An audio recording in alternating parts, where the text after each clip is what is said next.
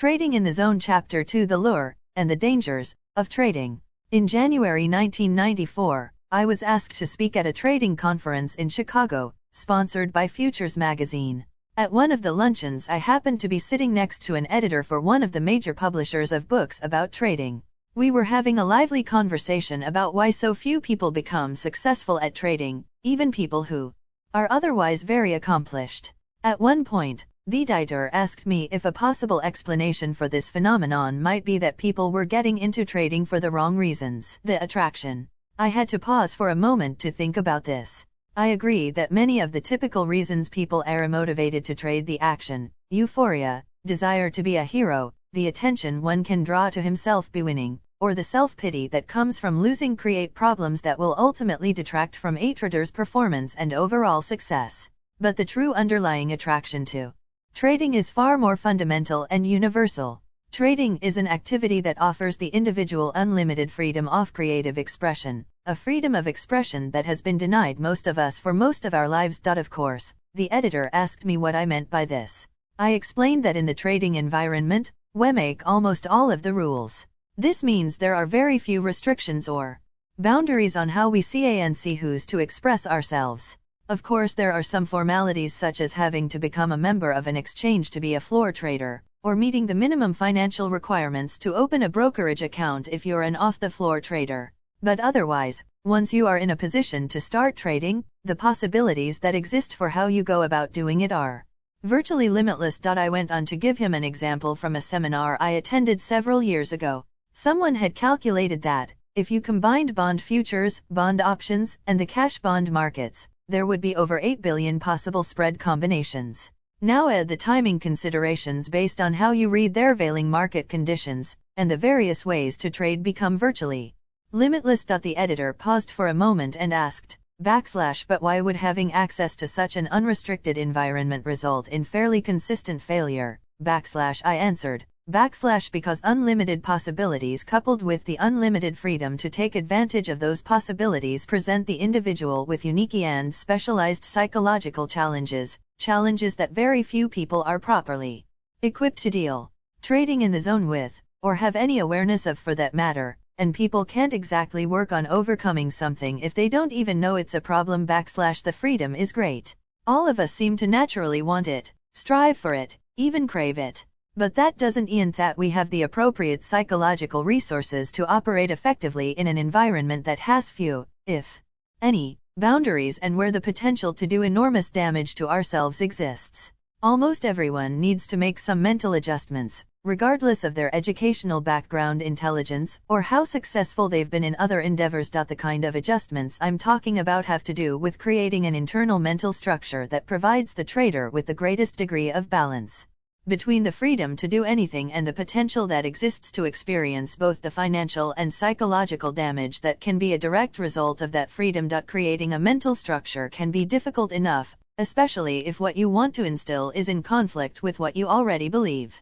But for those of us who want to be traders, the difficulty of creating the appropriate structure is invariably compounded by a backlog of mental resistance that starts developing at the very earliest stages of our lives. All of us are born into some sort of social environment.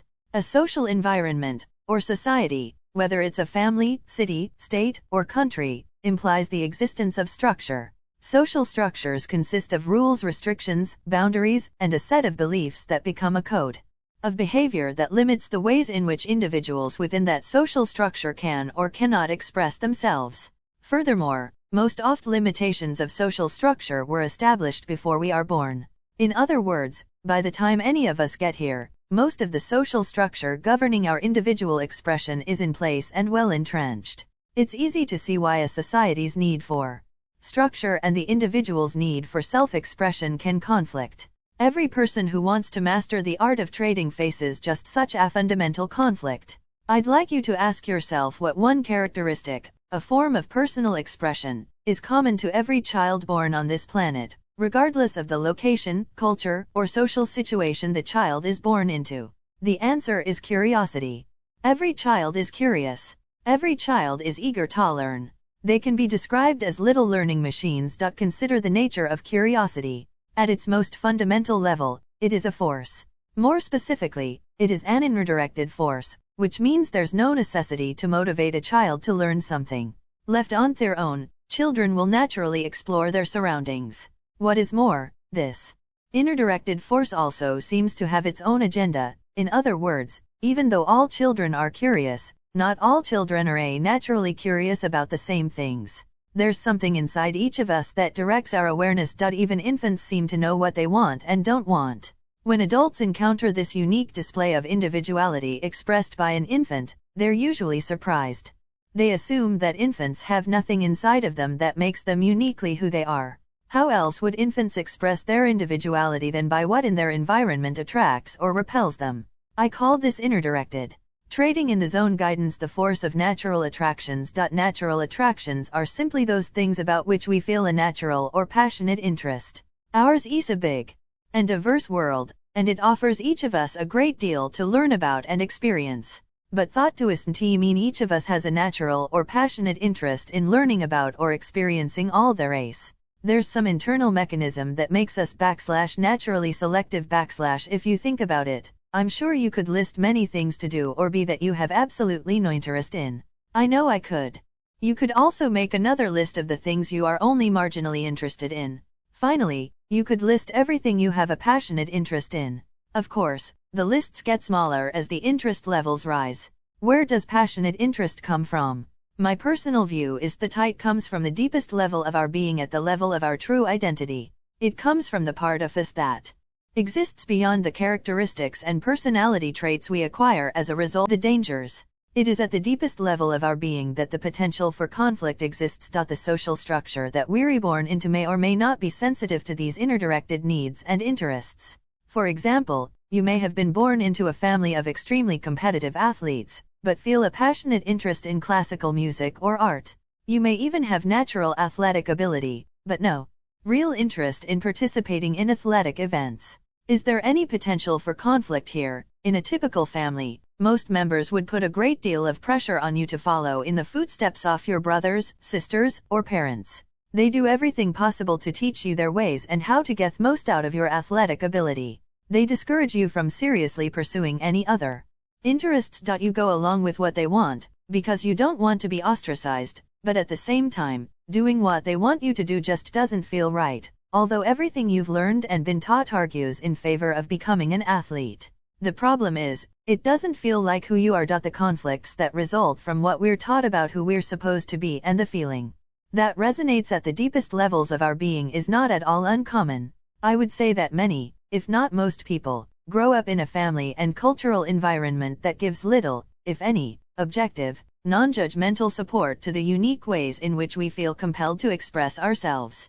This lack of support is not simply an absence of encouragement.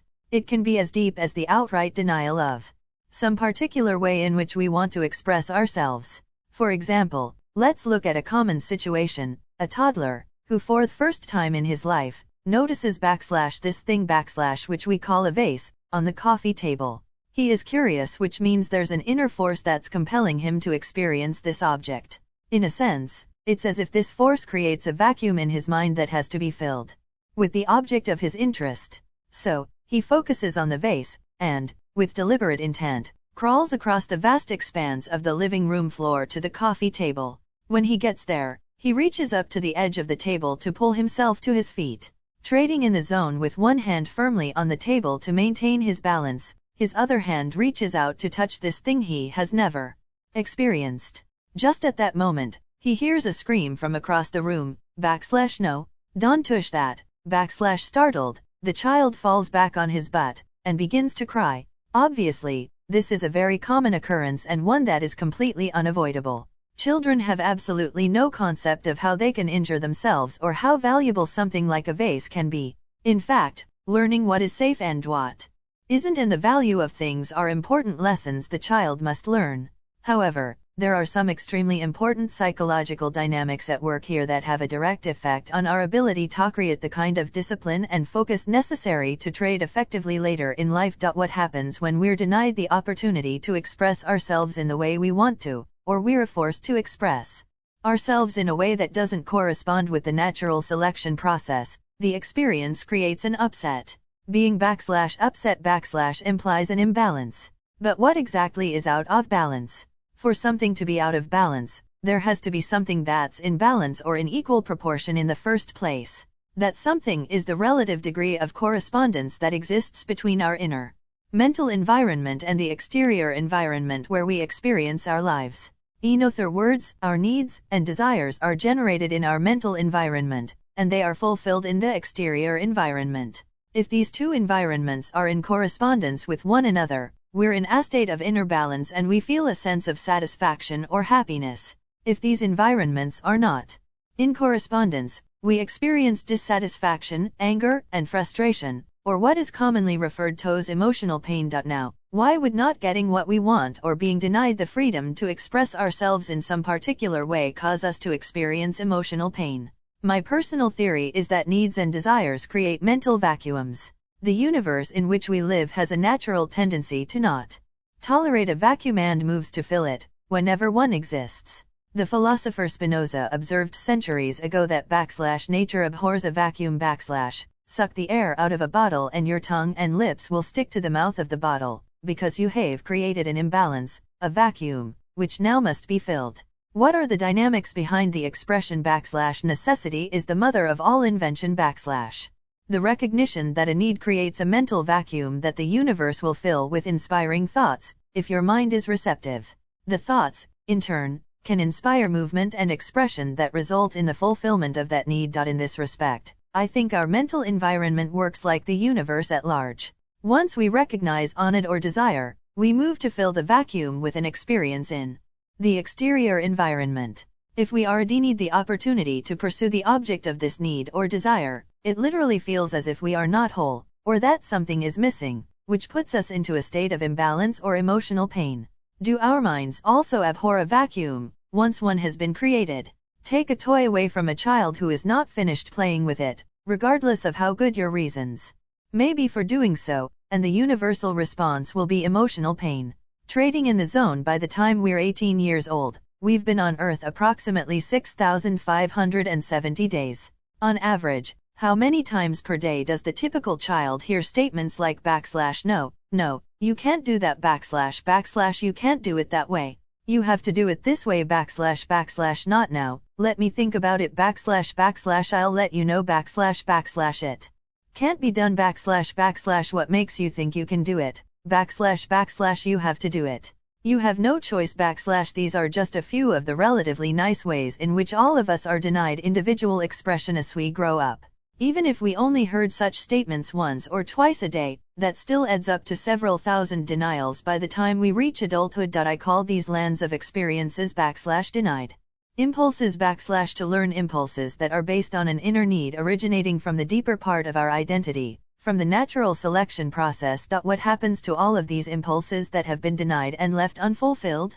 Do they just go away? They can, if they are reconciled in some way, if we do something, or someone else does something, to put our mental environment back into balance. What can put our mental environment back into balance? There are a number of techniques. The most natural one, especially for a child, is simply to cry. Crying is a natural mechanism, nature's way, for reconciling these denied, unfulfilled impulses. Scientific researchers have found tears to be composed of negatively charged ions. If allowed to take its natural course, crying will expel the negatively charged energy in our minds and bring us back to a state of balance, even though the original impulse was never fulfilled. The problem is that, most of the time, events are not allowed to take their natural course and the denied impulses are never reconciled, at least, not while we're still children.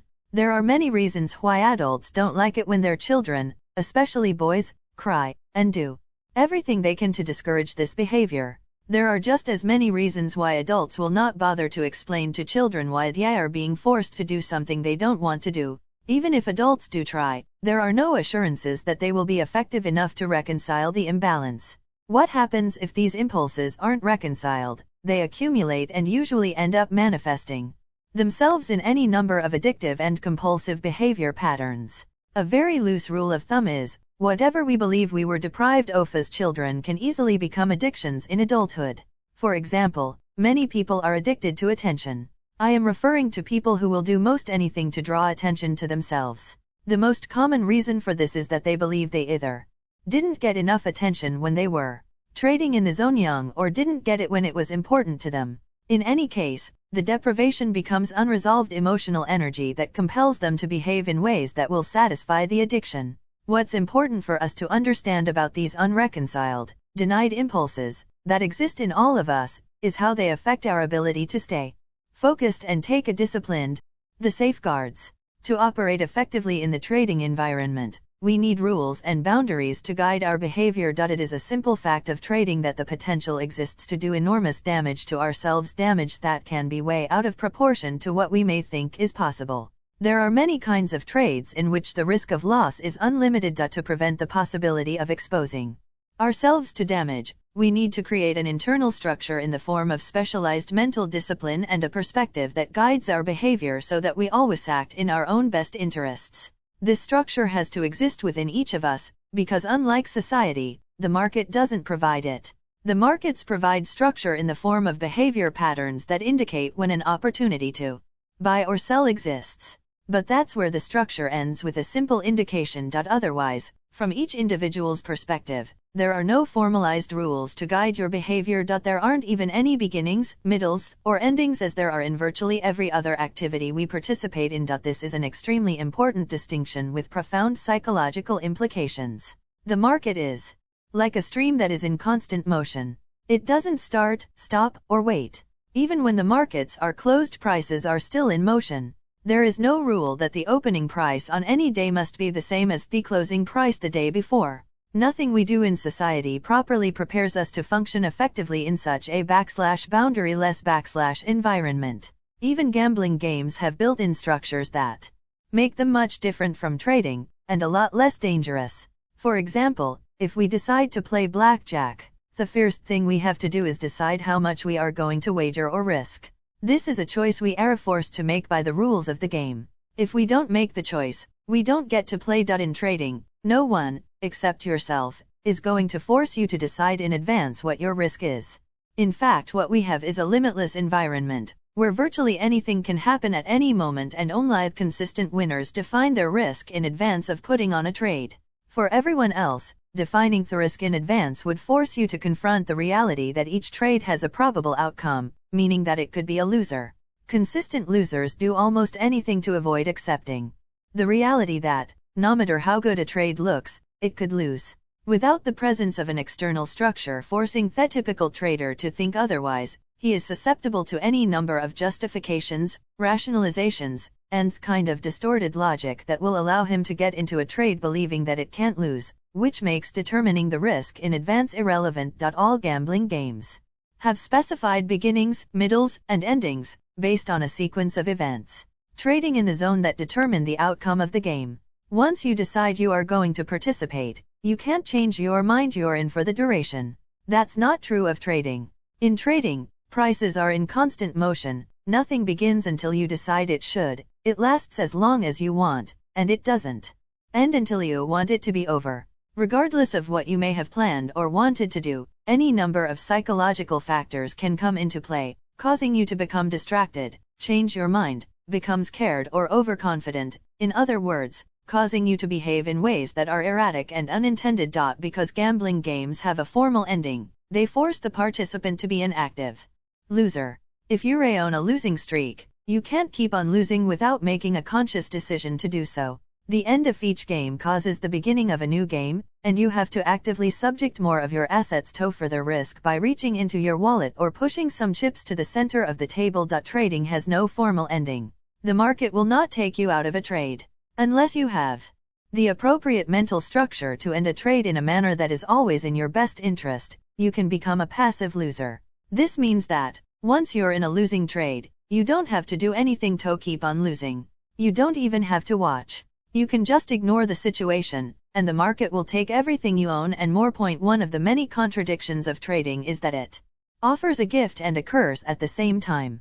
The gift is that, perhaps for the first time in our lives, we're in complete control of everything we do. The curse is that there are no external rules or boundaries to guide or structure our behavior. The unlimited characteristics of the trading environment require that we act with some degree of restraint and self-control, at least if we want to create some measure of consistent success.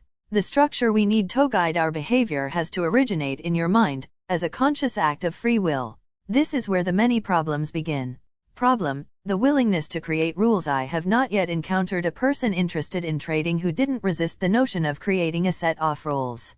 The resistance isn't always overt. Quite the contrary, it's usually very subtle. We agree on the one hand that rules make sense, but we really have no intention of doing whatever is being suggested. This resistance can be intense, and it has a logical source. Most of the structure in our minds was given to us as a result of our social upbringing and based on choices made by other people. In other words, it was instilled in our minds, but did not originate in our minds. This is a very important distinction. In the process of instilling structure, many of our natural impulses to move, express, and learn about the nature of our existence through our own direct experience were denied. Many of these denied impulses were never reconciled and still exist inside of us as frustration, anger, disappointment, guilt, or even hatred. The accumulation of these negative feelings acts as a force inside our mental environment, causing us to resist anything that denies us the freedom to do and be whatever we want, when we want. Trading in the zone, in other words, the very reason we are attracted to trading in the first place, the unlimited freedom of creative expression, is the same reason we feel a natural resistance to creating the kinds of rules and boundaries that can appropriately guide our behavior. It's as if we have found a utopia in which there is complete freedom, and then someone taps us on the shoulder and says, "Hey, you have to create rules, and not only that, you also have to have the discipline to abide by them." The need for rules may make perfect sense, but it can be difficult to generate the motivation to create these rules when we've been trying to break free of them most of our lives. It usually takes a great deal of pain and suffering to break down the source of our resistance to establishing and abiding by a trading regime that is organized, consistent, and reflects prudent money management guidelines. Now, I'm not implying that you have to reconcile all of your past frustrations and disappointments to become a successful trader, because that's not the case. And you certainly don't have to suffer. I've worked with many traders who have achieved their objectives of consistency and haven't done anything to reconcile their backlog of denied impulses. However, I am implying that you can't take for granted how much effort and focus you may have to put into building the kind of mental structure that compensates for the negative effect denied impulses can have on your ability to establish the skills that will assure your success as a trader. Problem: failure to take responsibility. Trading can be characterized as a pure, unencumbered personal choice with an immediate outcome. Remember, nothing happens until we decide to start. It lasts as long as we want, and it doesn't end until we decide to stop. All of these beginnings, middles, and endings are the result of our interpretation of the information available and how we choose to act on our interpretation. Now, we may want the freedom to make choices, but that doesn't mean we are ready and willing to accept the responsibility for the outcomes.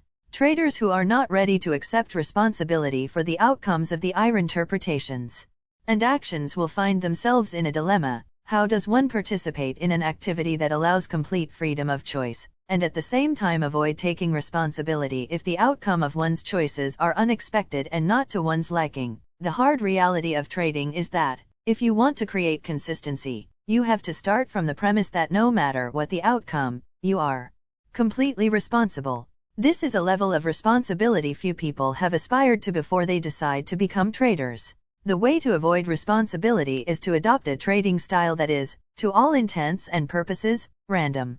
I define random trading as poorly planned trades or trades that are not planned at all. It is an unorganized approach that takes into consideration an unlimited set of market variables, which do not allow you to find out what works on a consistent basis and what does not. Randomness is unstructured freedom without responsibility. When we trade without well-defined plans and with an unlimited set of variables, it's very easy to take trading in the zone credit for the trades that turn out to our liking, because there was some method present. At the same time, it's very easy to avoid taking responsibility for the trades that didn't turn out the way we wanted, because there's always some variable we didn't know about and therefore couldn't take into consideration beforehand.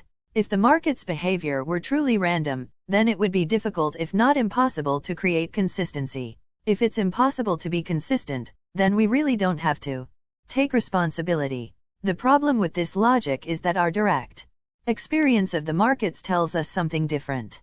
The same behavior patterns present themselves over and over again. Even though the outcome of each individual pattern is random, the outcome of a series of patterns is consistent, statistically reliable. This is a paradox, but one that is easily resolved with a disciplined, organized, and consistent approach. I've worked with countless traders who would spend hours doing market analysis and planning trades for the next day. Then, instead of putting on the trades they planned, they did something else.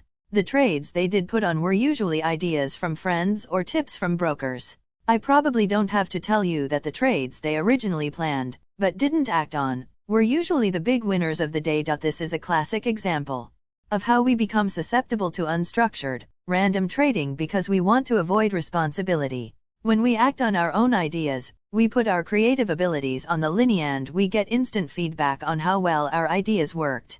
It's very difficult to rationalize away any unsatisfactory results. On the other hand, when we enter an unplanned, random trade, it's much easier to shift the responsibility by blaming the friend or the broker for their bad ideas. There's something else about the nature of trading that makes it easy to escape the responsibility that comes with creating structure in favor of trading randomly. It is the fact that any trade has the potential to be a winner, even a big winner. That big winning trade can come your way whether you are a great analyst or a lousy one, whether you do or don't take responsibility. It takes effort to create the kind of disciplined approach that is necessary to become a consistent winner. But, as you can see, it's very easy to avoid this kind of mental work in favor of trading with an undisciplined, random approach.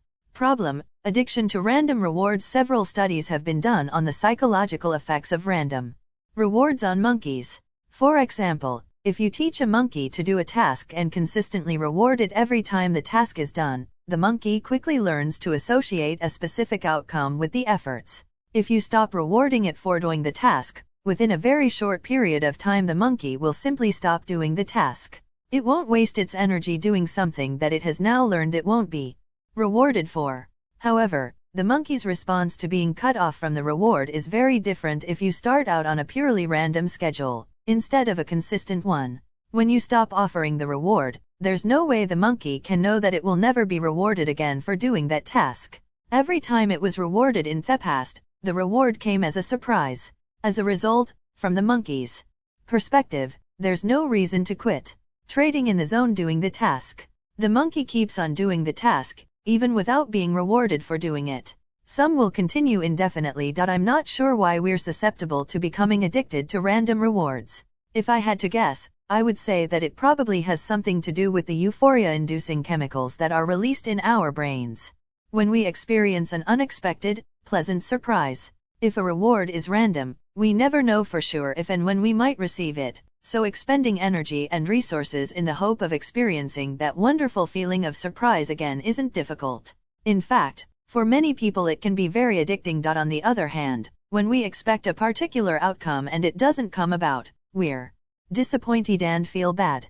If we do it again and get the same disappointing outcome, it isn't likely that we will keep doing something we know will cause us emotional pain. The problem with any addiction is that it leaves us in a state of choicelessness to whatever degree the addiction dominates our state of mind. To that same degree our focus and efforts will be geared toward fulfilling the object of that addiction. Other possibilities that exist in any given moment to fulfill other needs, like the need to trust ourselves and not to subject too many of our assets to risk, are either ignored or dismissed. We feel powerless to act in any other way than to satisfy the addiction.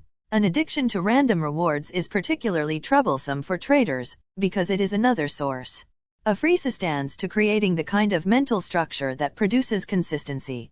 Problem: external versus internal control. Our upbringing has programmed us to function in a social environment, which means we've acquired certain thinking strategies for fulfilling our needs, wants and desires that are geared toward social interaction. Not only have we learned to depend on each other to fulfill the needs, wants, and desires we cannot fulfill completely on our own, but in the process we've acquired many socially based control and manipulating techniques for assuring that other people behave in a manner that is consistent with what we want. The markets may seem like a social endeavor because there are so many people involved, but they're not. If, in today's modern society, we have learned to depend on each other to fulfill basic needs, then the market environment, even though it exists in the midst of modern society, can be characterized as a psychological wilderness, where it's truly every man or woman for himself or herself. Not only can we not depend on the market to do anything for us, but it is extremely difficult, if not impossible, to manipulate or control anything that the market does.